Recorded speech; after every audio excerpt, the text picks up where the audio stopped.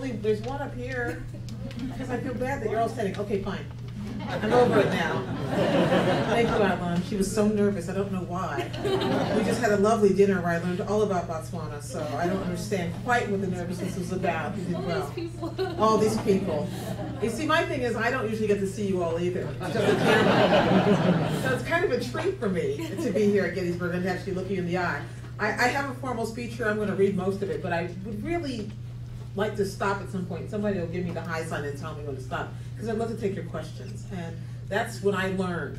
As I go to college campuses, which I do a fair amount of, and as I travel this year talking about my book, I've had the most interesting learning experiences by hearing the questions people have come to ask. So that's what I'm really here to do. I've had the opportunity to travel all over the country to talk about this book and to talk about, I don't know, to provide some sort of rough translation about what it all means in Washington, especially now in the age of Obama. The presidency has changed what it looks like and what it feels like to cover Washington. But try as I might, I haven't been able to shake a creeping suspicion I have, especially when I show up in rooms like this, the standing room only crowds, the excitement. I am convinced you think I'm Queen Latifah. See, now you just gave yourselves away. Who's actually quite a lovely woman. She can play me anytime. Especially if the other option is Kenan Thompson. Or on the other hand, I can believe all the worst things that have been written about me. Depending on what you read or what you Google me or Wikipedia me on, you'll hear that I'm either in Barack Obama's hip pocket, or I was in Sarah Palin's hip pocket. And it's hard to see how that would quite work, especially since the debate I moderated, last I checked, Barack Obama wasn't on the stage, but you know, things are the way they are. Truth to tell, after what it feels like years of having covered, actually has been years of having covered healthcare reform, I'm simply happy to get out of Washington for a minute, just to find out what people are saying, how you translate what you see, and to get a better grip on what is driving our nation, and often on college campuses, what is driving our young people who will be picking up, we hope, where we leave off, especially these public policy folks I've been talking to here at Gettysburg, who are incredibly sharp and all looking for jobs if anyone has them. So I'll speak for a few minutes and stop and hear your questions, and I'll tackle anything on your mind with this caveat. I'm not a pundit. I will not tell you my opinion about what I think, because I try jealously to guard it and not to actually have it most of the time. It gets harder and harder for me to get out of Washington. It gets harder and harder for me to answer questions. It gets harder and harder for me to get on college campuses, because everywhere you look, there's so much to say. There are earthquakes and fires and uprisings in Kyrgyzstan, which I knew nothing about until this time yesterday, which is why I just told someone I love my job. I arrive into work in the morning and know nothing about Kyrgyzstan. By that night, I'm an expert. But when you go through all of this, and then you go through something as incredible as elections, elections that matter, elections that are consequential, as we're going to see again this fall with the midterm elections, you understand that chaos can be more than just natural disaster. It can be chaos of the political sort. And I love it. I love being caught up in the middle of it all. I get to indulge my junkie-like addiction to politics, which is quite deep. But I also get to ask all the questions that I like. And I get to do it in a way that takes me, and I hope you, beyond a simple soundbite. On Washington Week and on the NewsHour with Jim Lehrer, we approach the news with a fairly simple premise. We assume that this is novel, so pay attention. We assume that you can decide what you think. And that all we have to do is provide you the information and the tools to think with. We're not fair and balanced in that sense. We really think you know. We assume that we're not going to be ever confused with cable television. We hope that you never know our opinions, or that we ever reach any personal conclusions at all. But we believe that you are hungry to know, that the rigors of daily life have not so completely consumed you that it's obliterated your need for information that goes beyond the end of your nose. I covered my first presidential election in 1988. That was working for the Washington Post, where I was the young one on the totem pole, and they would always send me out to cover the candidates who were about to lose. Which meant that when they saw me coming, it was not a happy day. The only one who would refuse to lose was Jesse Jackson that year, and he stayed in the primary competition right up and through the Democratic National Convention that nominated brilliantly Michael Dukakis. And the interesting thing I discovered about covering Jesse Jackson then, and then flash forward 20 years later covering Barack Obama, was that even though he doesn't get the credit for it, Jesse Jackson in so many ways laid the groundwork. He won 13 contests that year. He showed it was possible to cross all kinds of barriers to vote for someone who was so much not like you. The same thing so many people did this year. So it was interesting. It was challenging. I still have the scars to show for the fact it was the most disorganized campaign I've ever covered. But it was nothing like the presidential campaign we just experienced. And I never covered Washington at a time in my 25 years there when so much is all seemed to be at stake all at once. And the toughest thing for all of us is sorting through all the noise so you don't lose sight of the fact that history is being made. On every day, any given day, it can be tempting to get swallowed up in the rush of news and of blogging and of commentary, and about some of them about nothing, but a lot of it about important issues: poverty and pain, deficits, bailouts, joblessness, healthcare, all consequential issues which fulfill my definition of news, which is it's got to be about something that affects people's lives. Politics has got to be about something more than people yelling at each other. It's got to be about something that affects you. But in my business, as you well know, we are all too often consumed with debates of a far more base variety over American flag pins, over the lack thereof, over what I call shiny, phony balloons. Remember when the kid was supposed to be up with a balloon? We have this way where we get so distracted so easily by the littlest thing that just happened. A couple of weeks ago, we were completely caught up with a guy named Eric Massa, congressman from upstate New York we'd previously never heard about, but we couldn't stop talking about this guy. Now, a few weeks have passed, and I forget why we were so interested. It's like in the movie Up, where the talking dog, my favorite character in that movie. First of all, the idea that a dog was talking was quite remarkable, right? But just when he was talking to you, every now and then, he goes, "Squirrel!" And he loses train of thought. We do that. We do that in Washington. Just give us one cheating spouse and we're gone. Plus, thanks to Jon Stewart and Saturday Night Live, it has become downright entertaining to focus on the silliest aspects of what it takes to run for president, and then, more difficultly, to govern well. Now, it should be said, I love Jon Stewart. I watch him whenever I can stay awake long enough. But one of the things I like best about him is he knows what he does and he knows what I do. In fact, when people say they only watch Jon Stewart, I realize that the best answer is, who do you think Jon Stewart watches? The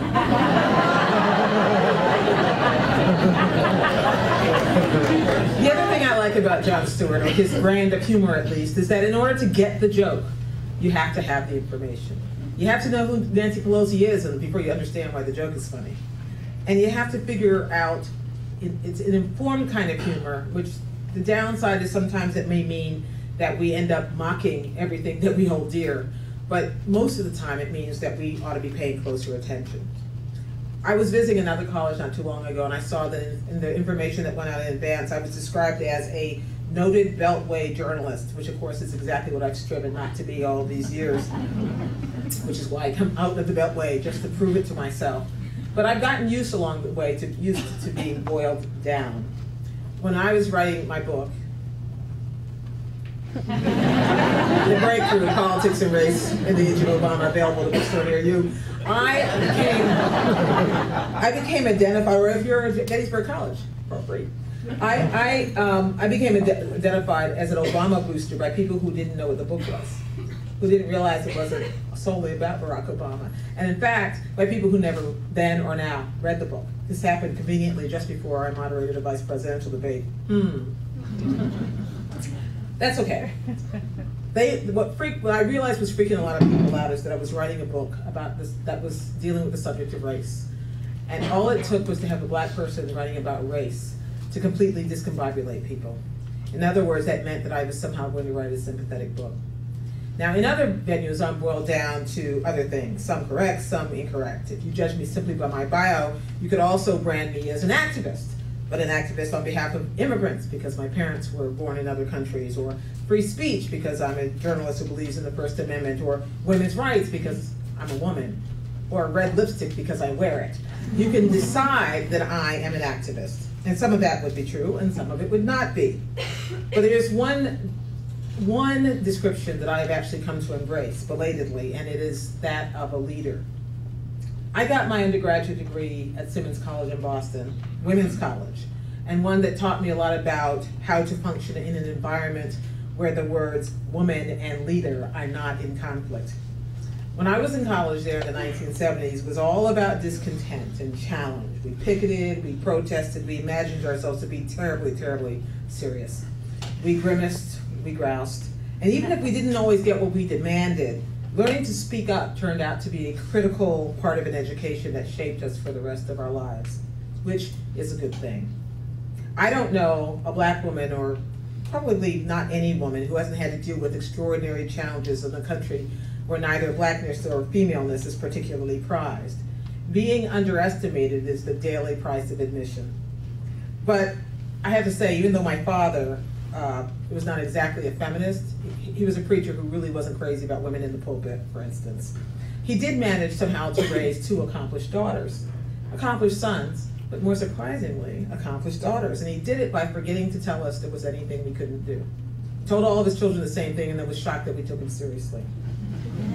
My father, like every other preacher who was ever alive in the 1960s, by the way, marched in civil rights rallies that Dr. King led, or at least they all say they did. I believe he did. He taught us that we had responsibilities. He taught us that these responsibilities were to our country and to our God and to ourselves. He taught us that if anyone ever hurled the word, and keep in mind, this is the 1960s, black at us, it was considered a slur at the time. We were still Negroes, you may recall. We were supposed to respond by saying, thank you. It seems weird, but you know, it really worked. I found that if you said thank you to someone who thought they were insulting you, it would reduce them to silence. And there was nothing more to be said, and you could just go about your merry way. It still works, by the way. I try it. And I recommend you try it next time someone throws something at you, but you know, make sure there's no punches thrown. When I was researching my book about black political breakthroughs, I was surprised to discover that many of them had experiences just like that. And that they also had similar responses. And that how you respond when someone attempts to slur you or to diminish you is also a sign of leadership. We were preachers' kids, so we had other challenges as well. Expectations were high. But now we've come to realize how lucky we were to have people who placed high expectations on us, especially when we witness the havoc around us, which is often reached by low expectations.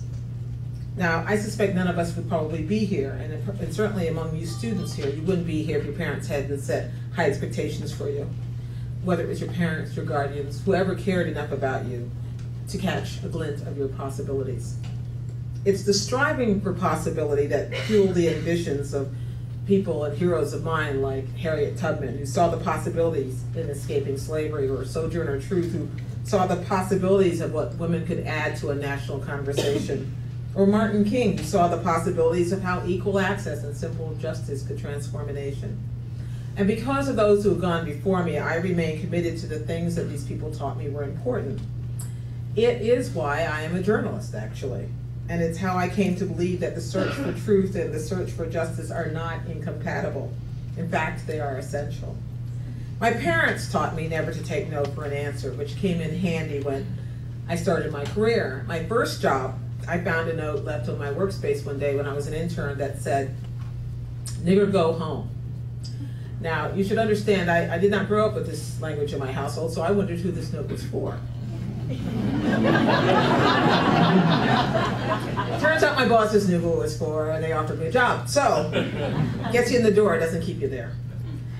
This same response to the world came in handy when I would interview people like the mayor of Baltimore, who would bristle when I asked him tough questions and told me I acted like a school teacher, which I, to this day, still haven't figured out where the slur was supposed to be in that.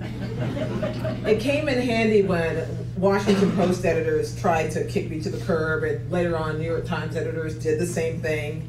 I knew I was better than they thought at that time, and I knew no career worth having wasn't worth fighting for. All these old bosses, by the way, most of them white men, of course, now take happy credit for my career. And I let them. And it came in handy when vice presidential candidates, this is in 2004, not 2008, told me they were shocked to learn that black women were suffering from skyrocketing rates of HIV infection.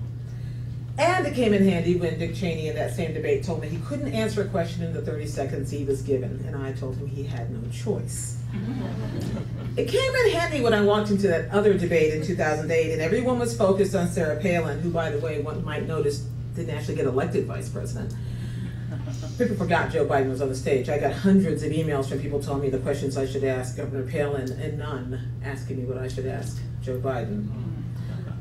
But I remain focused on getting both candidates to answer the questions. And all of this comes in handy when I talk to young girls, young people, young girls especially. I tell them what it takes to reach for the stars and how to stay focused on that. I tell them what I've learned along the way, to be curious, that there are no dumb questions, even though they can be poorly phrased. I tell them to learn how to write and how to challenge authority in a way that doesn't get them kicked out. And I tell them something no one ever told me, which is that you probably can't have it all at the same time. I have a little flat spot on the front of my head from banging my head against walls throughout my career. I imagine many of you know what I'm talking about. You're trying to break down walls. You're trying to force diversity of thought and opinion and ideas onto the air or into print. And in some weeks, some more successful than others. But when I look at television news, so often I realize that sadly it looks the same way it looked when I was a 9-year-old girl. And that was nearly, well, it was a while ago. I was reminded of this once when I was speaking at a Southern university, and there was a black woman in the audience there who told me that she wanted to know why there weren't more dark-skinned women on the air, like me. And I said to her, you know, I was kind of insulted by the question because, you know, some of my best friends are light-skinned black people. I objected to this, and I told her that, and she took me aside afterward, and she said, I have to tell you why I asked you that question. It's because my daughter sees you on TV, and she never gets to see anyone who looks like her. I began to understand along the way, as I traveled the country and met more people, that everyone is trying to find their place. Now, I still don't play self-destructive games about color. I think that's distracting. But I do know that we have this real complicated issue with race in this country, intraracially as well as interracially, which seems kind of odd because we have an African-American president, right? It's all over, isn't it? Isn't it?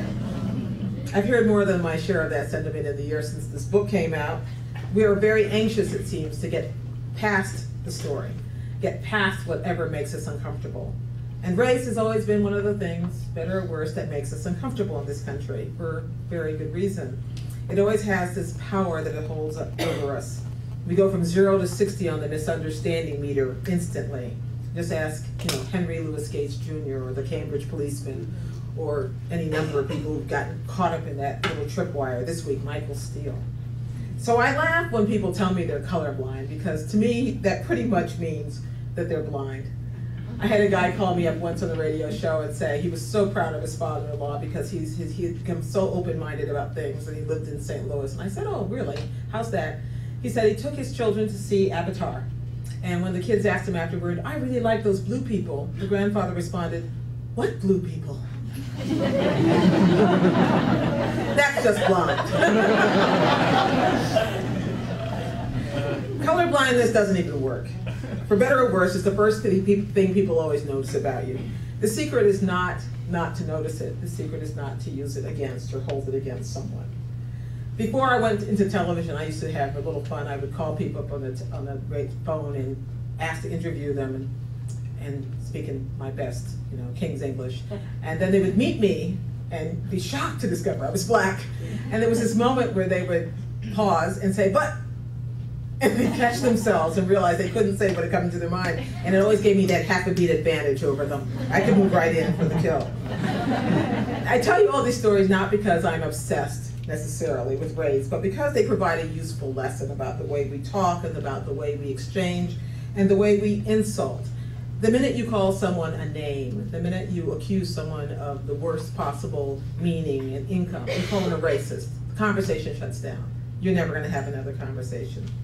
You need to lead by example. Leading by example means setting that example for anyone who might be watching.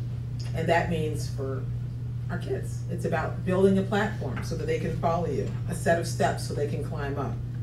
How happy all of our ancestors would be to know that these days, for so many of us, the tough part of ordering our lives is setting priorities and making choices, not just trying to get the seeds in the ground. Building our lives, building our careers, living honorable lives, working hard to give our children all that we think they deserve. How sad so many of our ancestors would be to know that for so many of us, the choices are still out of reach. But it's the choice about working hard for our children that keeps us up at night, isn't it? We don't want to break down these walls and bust through the glass ceilings only to discover that they'd rather not really follow along behind us or soar to the next level. And so many of our sons and our daughters buy into all kinds of limits. They buy into limits imposed by situation and economics and also by race, no matter what their background happens to be. So it falls to we women. Half of us have a hammer in one hand and the other and half hope in the other. And we're trying to build the stairs for our children, someone else's children, for girls or boys that you mentor, for perfect strangers that you meet on the street, or for perfect strangers, in my case, I may never meet, but who happen to be sitting on their living room couch thinking, We have no choice. We have to live in a world of expectation. We should expect to be treated as equal citizens. Our children should not expect to be inferior. We should all expect that anything is achievable, if not now, then soon. I got into journalism because I'm a pretty basic idealist. I believe that on some level I could change the world, that I could shine some light in dark corners, that I could break down some barriers. Turns out the barriers are still there. Often the corners are still dark, and I've discovered the world is often resistant to change. Debates about war, about peace, about terrorism, they're good debates for politics and they're good debates for the news business. But I argue that we need to have these debates because they're good for civil society as well. For me, that comes down to boiling it all down every Friday night in Washington Week. Our regular stable of reporters include folks who cover the White House, the Pentagon, the State Department, you name it, the economy, politics, we've got it covered. And we've got, I think, the best reporters in Washington. But lately I've discovered that sometimes the questions are tougher to ask and the issues are tougher to parse. As the news seems to get more urgent and international challenges increase, the questions get hard. They get hard. But being a journalist has taught me about vital connections, like the difference between skepticism and cynicism. I'm a pretty upbeat person. I am skeptical, but I'm not cynical. To be cynical means that you've decided you know the answer, that there's really nothing more to be discussed. That's the debate you see play out so often in our cable television debates, where someone chooses a position, argues it, and nothing you say can change your mind. Being skeptical, however, leaves open the possibility that your mind can be changed. If someone gives you a new piece of information that informs it, or that there is another third, fourth, fifth follow-up question that you haven't quite answered. And that's where it helps to be skeptical. And it's good to it's a virtue to have a little bit of both. And it also taught me that best lessons are not necessarily learned from the people with the most in power and the loftiest titles. People often ask me who is the most important, fabulous, the person you've ever interviewed. And I often tell them, it's not who you think. It's not a president, it's not a king, it's not some leader. It's often someone, it's a guy like who I met at a Piggly Wiggly grocery store in Ohio once, wearing a union jacket, told me he'd been unemployed for 11 months. It was before the 2004 election. And when I asked him who he was going to vote for, he didn't say John Kerry, which I expected. He said he was going to vote for George W. Bush. And I said, well, why is that? Here is this unemployed steel worker, union guy. I formed all the knee-jerk expectations about what he would believe. And he said, I trust the guy. George W. Bush got reelected because of guys like this. He trusted the guy. He voted against, in many ways, people would argue, his own self-interest. And I learned a lot from talking to him about what the outcome would be 1 month later.